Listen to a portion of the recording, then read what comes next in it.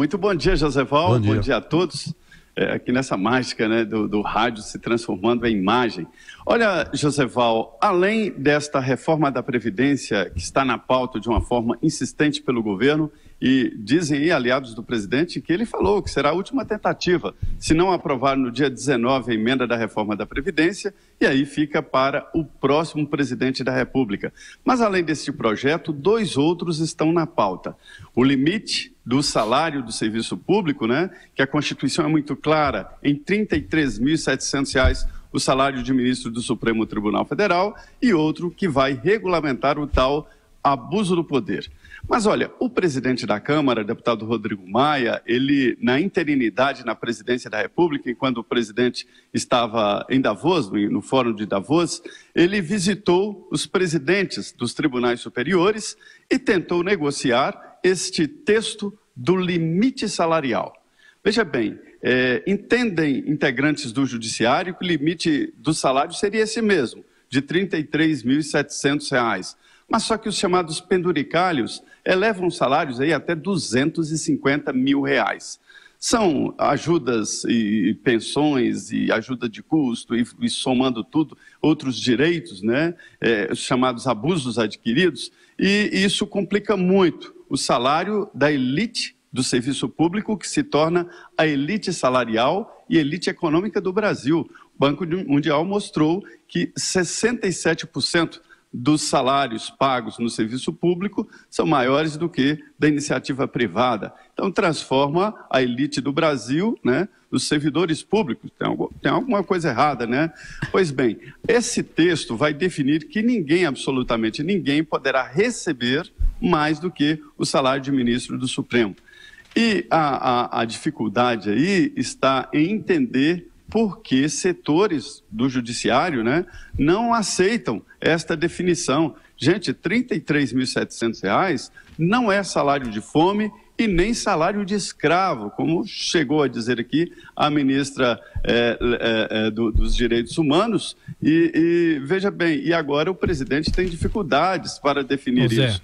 Olha, Josefá, em outros tempos a Câmara simplesmente aprovava e pronto. Agora não, tem que consultar. Pois não, Thiago? Não, mas é importante voltar, não é, Denise? Exatamente. Sobre a reforma da Previdência, porque para o presidente ir a um programa popular, né, para tentar explicar, dizer que vai ser a Grécia, agora, será que o público dele entende sobre a reforma da Previdência? O que vai acontecer? O que vocês acharam da entrevista? O presidente parecia muito quieto, muito constrangido, talvez, de estar no programa. Obviamente que o Silvio Santos falou mais do que o presidente, né? Mas ele não tem essa postura populista, né? O Temer é outro estilo, o estilão dele é muito sério. Eu acho que é uma atitude meio de desespero para tentar garantir a aprovação da sociedade, ver se a sociedade adere a essa ideia de que é necessário mesmo a reforma de fato é necessária. Agora, Zé Maria, você estava falando em privilégios e tem me preocupado muito o governo do Congresso também abrindo uma brecha aí para aquela pressão dos servidores, para eles preservarem alguns direitos, uma transição muito mais amena, especialmente para o funcionalismo, aqueles contratados antes de 2003. Então, se você cede nesse sentido, todo esse discurso do presidente de que vai acabar com privilégios, de que a sociedade precisa dessa mudança, eu acho que cai por terra. Então ele vai fazendo todas as concessões possíveis, essas propagandas aí meio apelativas para tentar aprovar a reforma da Previdência, mas por baixo do pano pode estar cedendo em muita coisa, né? Exatamente. Criaram castas aqui na esplanada dos ministérios, né? E os Dalits, os intocáveis, são os servidores do executivo. Esses não têm muita força para fazer greve, não tem muita pressão e aí ficam relegados a terceiro plano. Agora, a cúpula, né? Essa tem sim, faz pressão no Congresso Nacional e é o que está impedindo a votação da reforma da Previdência. Essa ideia de colocar os servidores públicos como qualquer outro brasileiro, isso não agrada bem. Agora, sobre a entrevista do presidente Michel Temer, eu fiquei sabendo aqui que o Silvio Santos é um especialista em comunicação de massa, comunicação pessoal, ninguém faz isso melhor do que ele no Brasil. E ele aconselhou o presidente, disse que ele falou para o presidente, olha, ninguém está entendendo o seu discurso, ninguém está entendendo a profundidade da dificuldade da Previdência, então é preciso falar de uma forma mais popular. Mas eu acho que o presidente Michel Temer não conseguiu muito não, viu? Não é fácil. Conseguiu, né, Vera? Olha, a verdade é que eu fiquei 2 semanas fora. Antes eu sair, já se sabia que o Temer ia lá no Silvio Santos, que ia adotar esse linguajar mais popular, que ia tentar fazer as pessoas entenderem a Previdência. Já faltavam 30 e poucos votos.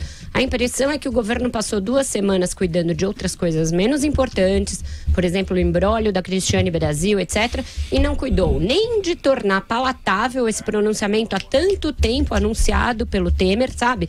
Ah, o senhor vai no Silvio Santos. Poxa, prepara o homem, faz ele falar um português que as pessoas entendam, ficar menos impertigado, menos com aquela cara de mordomo de filme de terror, como dizia o ACM, que era assim que o ACM chamava, pelo amor de Deus, entendeu? Não é possível que as pessoas tenham meses, semanas para se preparar para uma coisa e não o façam. E é mesmo essa coisa da contagem dos votos, tá dormindo no ponto, porque se faltavam 30 e poucos votos antes e continuam faltando, ninguém passou a mão no telefone no mês inteiro. Não adianta só ficar fazendo conta, né? Entendeu? Parece que o governo já jogou a toalha e fica só burocraticamente repetindo que está tentando, mas no fundo já sabe que não vai dar mais. A minha impressão de quem está voltando para o noticiário depois de 2 semanas fora é essa. É interessante que primeiro o jeito do presidente no programa. Ele vai como se ele estivesse indo para uma recepção rainha da Inglaterra, né? Quer dizer, ele não tem a mínima noção. Sabe aquele jeito que não tem tato, tal? Primeiro ele podia ir com blazer, sem gravata, ir tranquilo, tal. Não estou falando para ele ir de bermuda, não é isso, né? Mas, primeira coisa. Segundo, ele não consegue explicar, ele não consegue falar. O Silvio Santos que era o presidente e ele era o entrevistador, né? Só faltou, né? Realmente ele não tem, ele não consegue explicar nada. Ele vai estar no programa do Ratinho, tal, também não tem jeito.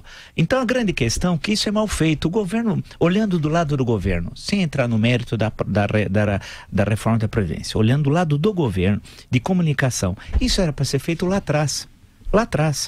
Quando a proposta estava sofrendo aquele bombardeio, tal, proposta do governo, ele deveria ter procurado esses programas, entre aspas, chamados populares. Era aquele momento que poderia ter alguma influência na votação dos deputados. Não agora. Agora se consolidou uma leitura, volto a dizer, não estou fazendo julgamento de mérito, se é boa ou má, mas se consolidou uma leitura que o governo não vai aprovar. E uma última questão, é só no Brasil que o presidente da Câmara coloque na pauta um projeto para ser aprovado, senão não coloca. Isso não existe em nenhum país do mundo, onde o legislativo é independente, em nenhum país do mundo. Isso é só no Brasil. Eu só vou colocar na pauta se tiver os votos necessários para aprovar. Quer dizer que a condição sine qua non para entrar na pauta é ter aprovação. Quer dizer, a discussão... É o dono da bola, né, professor? Oi? É o dono da bola. É o dono da bola. É o dono da bola. Vai perder, pega a bola e vai embora. Lembra que na hora do par o ímpar, ele era o dono da bola e todo mundo tinha de escolher ele, porque se não escolhesse como o primeiro, ninguém jogava bola. Então, a coisa toda é um verdadeiro absurdo. Agora, a comunicação do presidente, a forma... Não adianta. O governo perdeu o jogo. Zé Maria, bom trabalho. Até mais tarde. Pois é, obrigado.